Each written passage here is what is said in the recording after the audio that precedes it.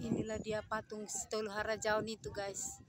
Ini ceritanya ada yang mimpi ini ada di dalam air dan minta diangkat supaya bisa kita lihat. Iya, harus jalagabe dato. Ini kawanku si Amos Manulang. Harus jalagabe mana dato? Iya, harus jalagabe satu tujuan.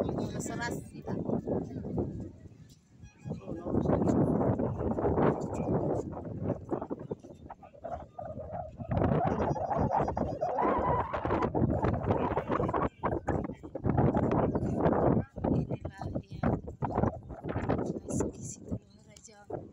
Ini masing-masing ada 3 orang ya ini atau 4.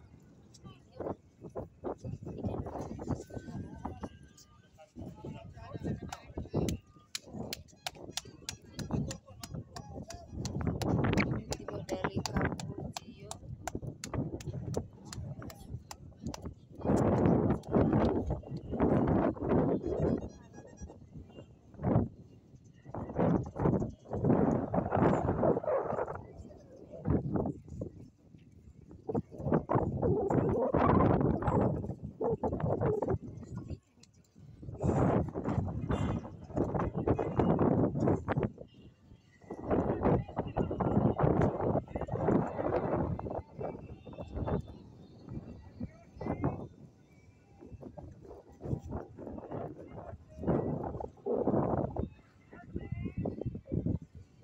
Dari kayu dia guys, ini diambil dari dalam danau.